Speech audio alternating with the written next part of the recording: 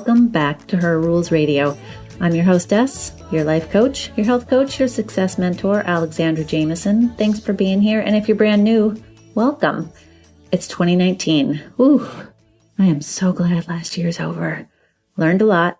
We went through a lot. So much more is afoot. Some changes here at Her Rules Radio HQ. Rather than putting out weekly shows, we are going to be going to a 2 shows a month format for a bunch of reasons. One of them is that I really want to provide you with quality shows, quality interviews, and I have a lot of amazing things going on in my own work and in my life. And one of them is that in the last year, I have taken my painting, my artistry, to a whole new level. Now, you may not know this, but I started watercolor painting about 10 years ago, started taking lessons. And about a year ago, I finally started posting some pictures on social media because nobody had a clue. None of my friends knew that I painted. Nobody. It was just a thing I did for myself. And I started showing my paintings and people started buying them. And you know what? I love doing it.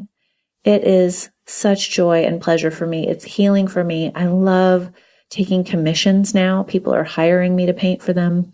I'm creating a whole new line of meditation paintings that I'll be creating with individuals. Anyway, I got so much stuff going on. I'm doing my coaching programs, the Have It All mentorship and painting. So I want to keep doing Her Rules Radio, and I want to make it easy and spacious and high quality. So we're moving to twice a month, which is cool. I dig that. I hope that's good with you too. And another change you might have noticed. In the last few months, I took a look back at some of the shows that I had posted with guests that honestly I wasn't feeling comfortable promoting their work anymore. There were some guests that I have had on, and I'm not going to name names at this point.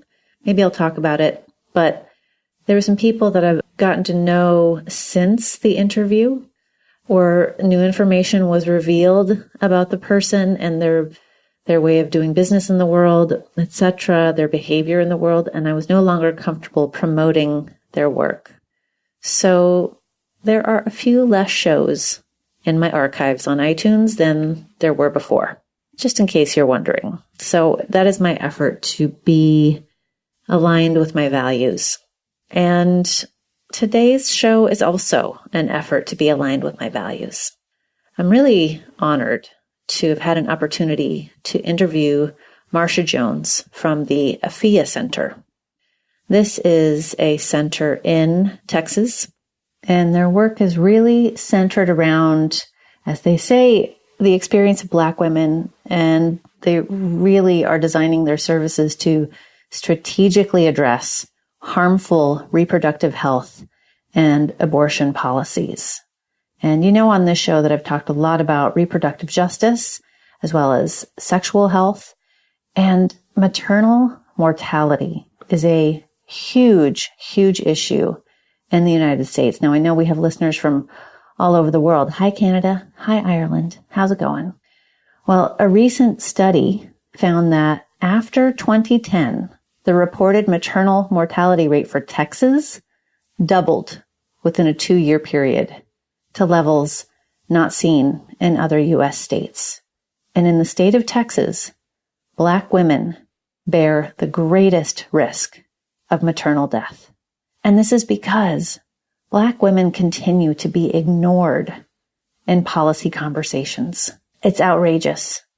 And the Afiya Center has participated in these working sessions with Texas lawmakers trying to pass legislation, trying to protect Black women. And the limiting of reproductive choices has been so harmful to all women, but especially Black women in Texas. And the Afiya Center is there trying to plug the holes on this sinking ship. They're doing education, they're doing outreach, they're doing care work. Their work is so important. And you might have seen the story a couple years ago about Serena Williams, the legendary tennis player, who's regarded as one of the greatest athletes on earth, that she was in the hospital giving birth, and that she had to stand up as a Black woman in the hospital to try to save her own life. Now, she suffers from blood clots and she has to take anti-clotting medication because of it. And she knew something was terribly wrong. The day after giving birth to her child, she was feeling short of breath. And because her history, she knew that she needed emergency interventions. And the hospital, the nurses, the doctors, they didn't believe her. And she was saying, no, I need a CT scan. I need this heparin drip, stat. And they didn't believe her. And this happens so often with Black women, with brown women, with all women of color, where they lose their lives, they die.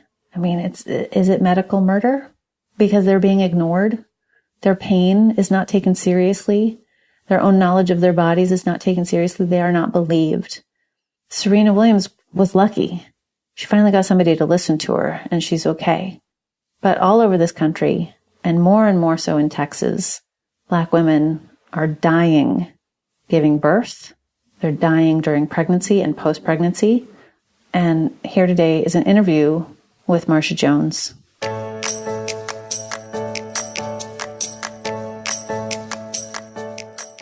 Marsha Jones, thank you so much for being here on Her Rules Radio today.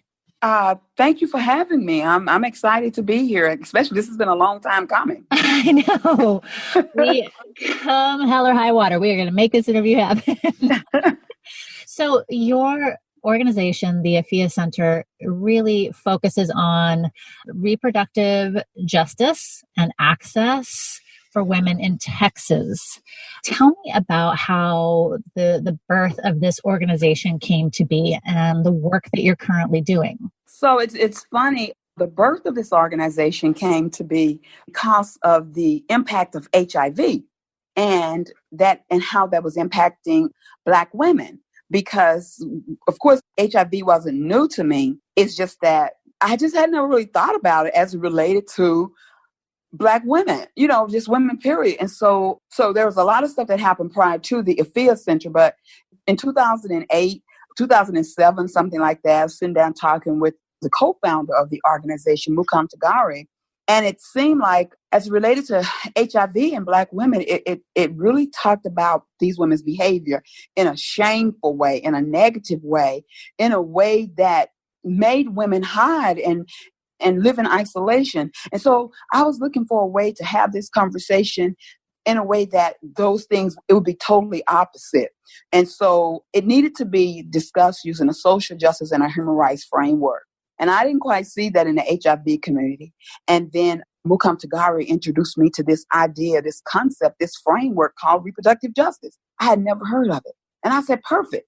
There is no better way to talk about what's impacting women's lives, especially those most marginalized, than to use this kind of a framework, because it made sense, because it talked about systems and how systems created, or how systems dictated how women slept, with how they had sex, who they had sex with, and all these things. So that's kind of how it happened. And so in the process of doing this work, it evolved. And so it was like, there's no way we could talk about HIV and not talk about the whole lived experiences of women. And that included the right to have children, not have children, and what really meant not having children. That meant having access to an abortion, being able to do that, being able to do that free from stigma and shame, but most importantly, literally having access to do it. And that meant healthcare, making sure that abortion care was a part of a healthcare conversation, because abortion care is women's reproductive health care and it should be included. So the Afiya Center has been an evolving thing. And so that kind of brought us. So a few years ago, when Wendy Davis did the filibuster here in Texas, I was looking and I saw all of that and I said, what the hell? All of this stuff is happening in Texas. Why is the Afiya Center not like in the center of this? Because if things are this bad in Texas, I can only imagine how it's impacting Black women. So we kind of jump into it that way. And so we kind of sort of forced a seat at a table. Yeah. Necessarily see ourselves. So we forced a seat at the table and the rest is history. Right. Who was it? Shirley Chisholm, who said, if there's no seat for you at the table, bring a folding chair. That's it. That's it. Because this is me. And I can't think of who else added on to that. If, we're at the table, either we're going to be served or we're going to be serving. So you're right. Bring a folding chair because we're at that table one way or the other. So we get to dictate what that seat look like. So can you help my listeners understand what the scope is of reproductive oppression and reproductive justice? Because it feels like this huge term, but it applies to a lot of things in women's lives. How might women experience reproductive oppression in their lives? What aspects of these systems are stopping women and oppressing them and having limited choices in their lives? So reproductive oppression, so just to be clear, reproductive oppression kind of look at controlling and exploiting women and girls through our bodies and sexuality, labor, and all of that kind of stuff, right? And so when you look at, for Black women and other women of color, our right to have children or not have children, or our bodies, period, have always been exploited. It's always been used. So when you look at using this as a system to oppress us, so that means that not having access to health care, not having access or having children and not having access to affordable child care so that we can take care of our whole families and not making these things accessible to us, having children, so not having access to birth control by means of Medicaid, Medicare, or whatever that is, or any kind of form of insurance, but yet penalizing us when we have children. The welfare system kind of back under before, but definitely during Bill Clinton's period of being the president, whereby which women who were on welfare were penalized, forced to go to work, with not having the resources to get a paying job, being told how many children you can have. So if you have X amount of children, you will not be able to get access or TANF or welfare for those children, but yet not giving us enough for the children that we do have. And the more children we have without resources, mean the more likely we're going to stay in poverty. And then cities or states or whatever not making resources available to not have the children, not having access to abortion. So all of those things are forms of reproductive oppression. And then holding that and dangling it over our head as a carrot. Like a carrot, you know how you hold it over there? I guess I think they do it with horses to make the horse run faster, but really getting nowhere. And so it's kind of like that. So that's a form of reproductive oppression because it tends to inhibit us from being able to reach our fullest potential. Because we don't have access is available. Right. And the state of reproductive oppression in the entire country, in the United States, but more so in Texas, is in a really dire state right now. And it's even more complicated for women of color.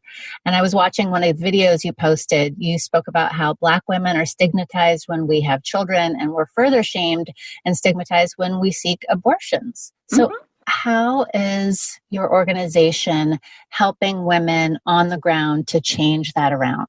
So one of the things we do, we are unapologetic about the fact that women do have the right to make these choices, and Black women most importantly. And we call that shame out. We call it for just what it is. We are creating ways whereby which women and Black women can come to us to get access to have abortions, and that's because we were asked to do this because we found that Black women wanted a space where they can come in and throughout the entire process not be judged, and someone that could culturally connect with where they are and would understand what their plight is. And then we also show the connection between the entire spectrum of reproductive justice. So the right to have a child, not have a child, but to parent the children that we have in environmentally safe and in safe environments, in those spaces that's free from shame and stigma. Not free from shame and stigma, but that too, but free from state-sanctioned violence. So we talk about the full spectrum of parenting.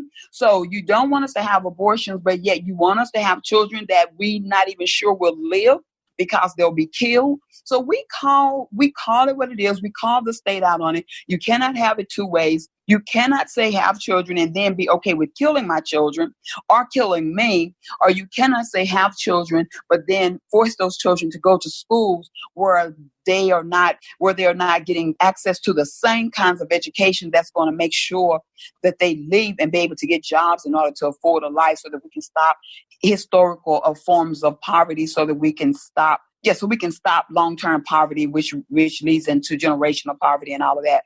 The way we do it is not to just, so our counterparts in Texas tend to use the reproductive justice to talk about choice and choice only. What we do is we use the entire reproductive justice framework to talk about and to point out and to identify how states like Texas is using this and the harm that it's doing, which now, of course, can even be resulting into the high rates of maternal mortality that we have for a certain group of women. Oh my gosh, I was just going to bring that up. I don't know if you knew this about me, but I'm half Texan. Oh, okay. My mom was born and raised all over Texas, and she spent her last few years back in Round Rock.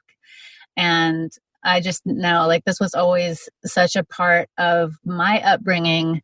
You know, I was born just around Roe v. Wade passing in the Supreme Court.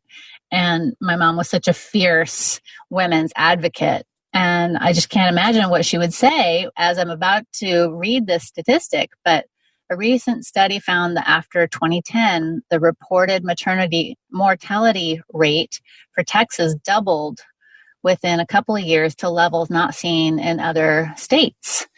And in the state of Texas, women of color bear the greatest risk for maternal death and complications.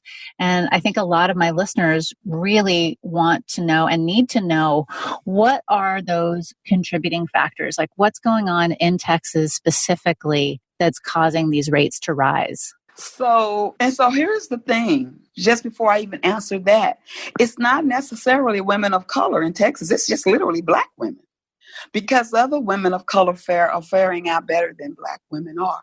So we really do carry the brunt of this. Really? But yes, like literally. So those medical conditions are conditions like high blood pressure, eclampsia, diabetes, heart issues with, coronary issues, or things like that, right? So those are things that seemingly can be explained away. The issue, that's not necessarily the issue, because you can kind of treat that away, right?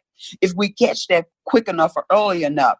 But the overarching problem here is racism. It is the way Black women are treated when they walk into these spaces.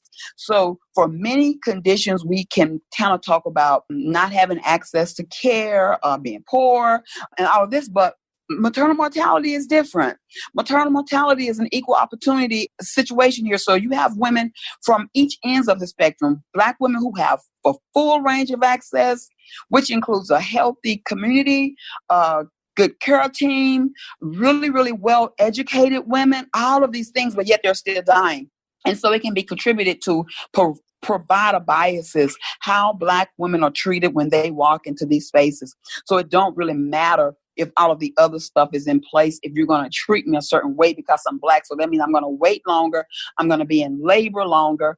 I'm going to be sent home from the hospital sooner. Maybe some of these things are going to be identified, but yet we're going to be sent home earlier. Like maybe my blood pressure is spiking. I am passing blood clots, like unusual amount, large blood clots, but yet you still send me home. So then I go home and then these other things set in and we die. So it is not necessarily those disease states, which is very important that we look at that. But the biggest piece here is outside of those disease states. And so it really sit heavily in racism. And then that racism stemming, provider biases or implicit biases that stems from racism. Just recently, there's been a study where people are talking about that medical students, talking about that they felt that Black women have a higher threshold for pain. And so if you are walking in thinking that we have a higher threshold for pain, that means that when you are giving me a surgical procedure and I'm screaming saying I can feel that, I may be screaming 5 minutes before you realize, oh, she feels that, or I'm passing That's blood. horrifying. And say, we're going to dismiss you, or my blood pressure is extremely high, and you say, yeah, we're going to your dismissal date is today.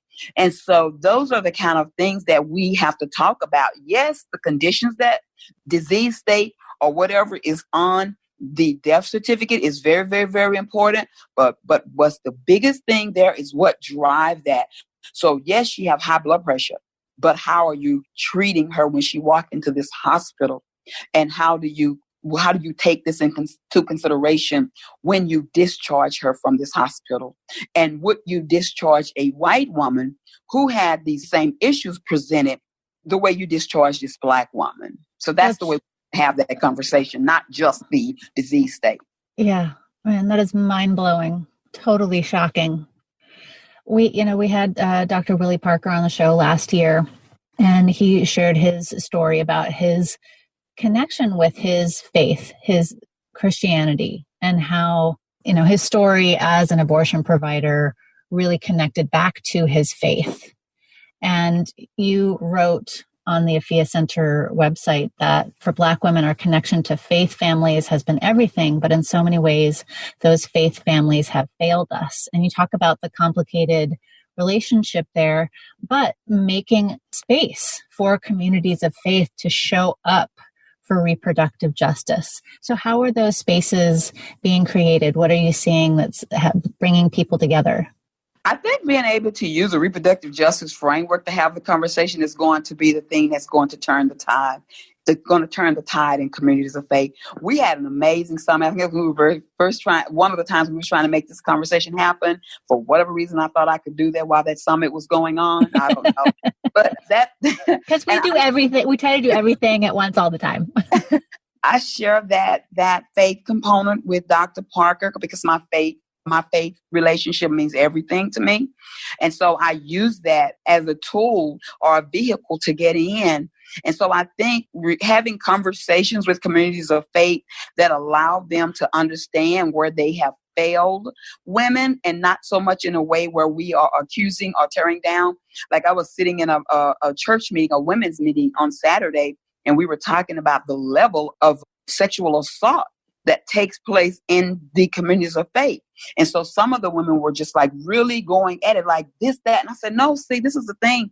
We're talking 20, 25 years ago. These women didn't know. They didn't know what to do with this information, where to take it. They may have known that it was wrong, but they didn't know because a safe space had not been provided to have the conversation. So very quickly, providing a space where people of faith can have these conversations in a way that they're going to be safe also, because a lot of times if people don't know that they're safe enough, because I've been taught that abortions is murder and that murder means I'm going to hell and all of that stuff, then I'm going to operate on that because I'm more concerned with not going to hell than I am not providing somebody an opportunity for an abortion. So when we give this to people in a way that they can identify on some level, and we talk about women's lives and women's rights, and even using a faith component, I always tell people Jesus gave, and if we're going to really go with this whole Jesus thing, Jesus gave everybody a choice. Jesus didn't force us to believe.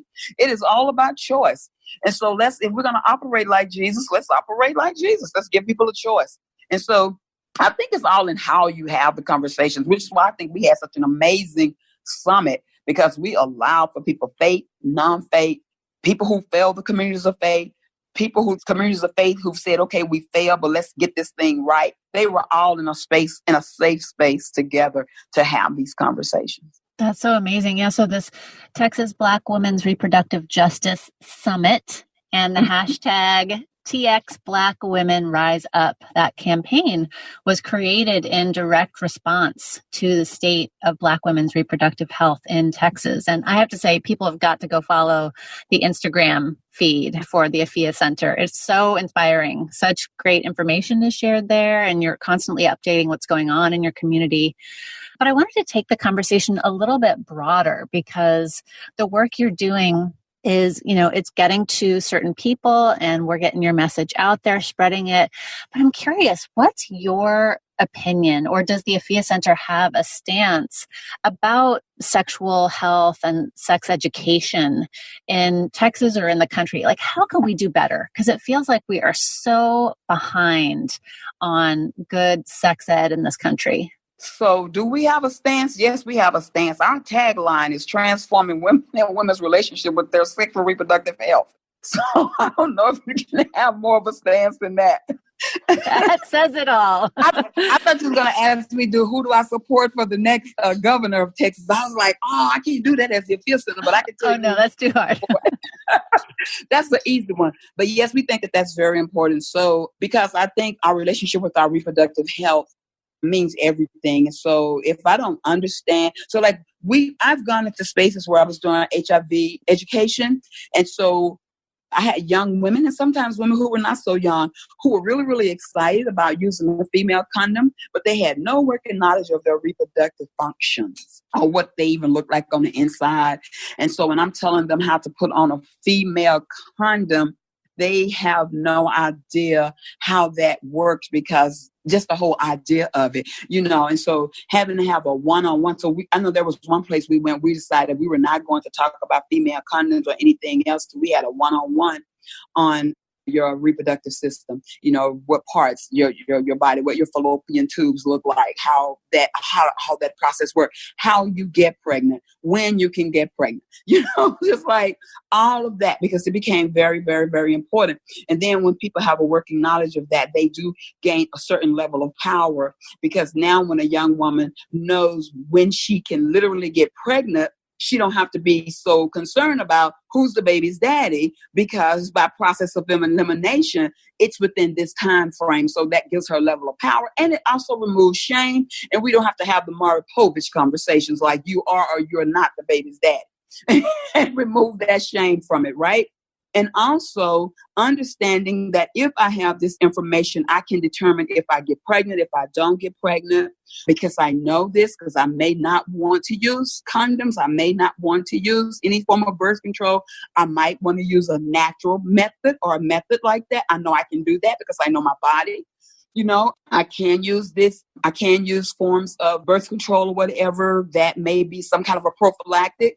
All of these things become my choice, right? And so I gain power from my choice. And also being able to advocate for myself when I go to the doctor, a Black woman, and I'm telling you I'm sick, or I'm sitting in there and you won't give me an HIV test, because you assume that because I may not be at risk. And I'm saying that's not your choice. Just give me an HIV test. Let it be a part of my natural screening, of my regular screening. I'm going to make a decision that I'm not going to have 5 children. I'm only going to have 2, because I can only financially support 2, because I don't want to get married, be it a same gender relationship or heterosexual relationship. I don't want to get married, but I can by myself take care of 2 children. I can by myself afford this. I can by myself afford that. I don't want to have a child right now. This is my first year of college. I want to graduate. So it's those kind of things that make that transforming our relationship with our sexual reproductive health transforms our lives. And the last thing, understanding that when I get a whole lot of, as a young girl, if I get a whole lot of STDs, or even as an older woman, that can also be a barrier to me having children one day. If I choose to, then there again, I have power. So I get to advocate for my health, my reproductive health, on a way that's transformative, in a way, that's transformative for me, and also give me and put the power in my hand. In this country, we are sadly, in my opinion, working with or trying to fight a presidential administration that is now, focusing on abstinence-only education. So sex ed programs are being cut back. What do you think will happen if this tide of abstinence-only education really takes root and, public school sex education programs get changed that drastically? What's going to happen? So we're going to have more teen pregnancies. We're going to have more unintended pregnancies. We already know that the more unintended pregnancies that young women of color have, that is the more likelihood that we're going to extend generational poverty. We're going to have more STIs are going to present themselves at a higher rate. That includes HIV. All of these things are going to happen. There's going to be less access to health care. Sicker babies are going to be born, which is going to increase infant mortality. Sicker mamas are going to carry your babies, which is going to increase maternal mortality. It's going to impact the workforce. It's going to impact the educational system. It's going to impact like every single piece. Reproductive oppression affects every single piece of our lives. And it's a community impact, not just on the individual. And I didn't even want to say that. Abstinence only education doesn't work. It's not, and that's the really bad thing about this, because abstinence only is based on rhetoric. Simply based on rhetoric. There's nothing, no data to support it. Whereas comprehensive sexual education is based on data. It has been proven. It worked. It decreased unintended pregnancies. It decreased STIs. It decreased all of these things. It increases high school education, graduate, college graduate. All of these things are increased with comprehensive sex ed, and there's data to support it. So it don't work, and there's no data to support abstinence base. Oh my goodness. So the work that you all are doing at the Afiya Center in Texas is so inspiring. It's so important. What is a good way for my listeners who either live in Texas or who even don't live in Texas, who want to support you in the work that you're doing? So a great way to support us, of course, is to retweet and to repost all of our stuff, to follow us on our social media. If you have family in Texas, family in Dallas, to send them our way. We're always in need of major volunteers. The other place is dollars. We do some amazing work. We are still underfunded. We're underfunded. We're understaffed. We're overworked. And so to be able to support us financially is great, because we do believe in economic justice. We want to be able to pay people the, salaries that they can live on and above. And so going to our Facebook page and making donations. And I say Facebook now because fortunately or unfortunately, our website has been hacked. And I believe we've been hacked because we have openly come out now to become a fund. So we are doing abortion funds now. We are doing practical support, and we are excited about doing practical support. And we are participating in our very first bowl-a-thon this year. But we're doing a karaoke-thon, and it's going to be on the 21st. Yeah. And so we are to support us financially. Your dollars are safe.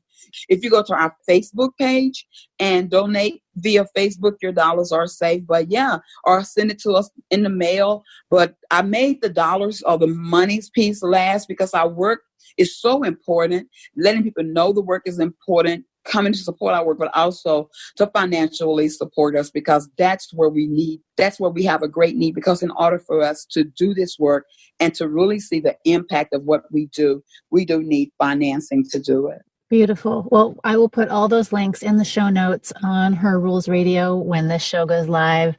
Marsha, thank you so much for being here today. We did it. We finally made it happen. And thank you for all the work and the passion that you and the Afiya Center are putting out there in the world. I really appreciate you and the work that you're all doing. Thank you so very much.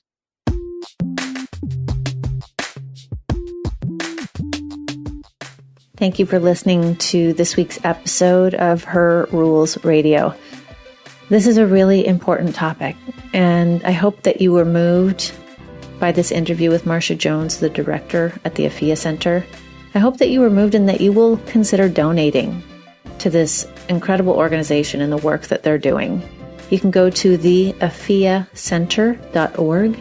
I'll also put that link up on the blog post at herrulesradio.com. And you can follow them on Instagram, follow their good work, support their work, and take good care of you. We'll be back in a couple of weeks with a brand new show. Thanks for listening.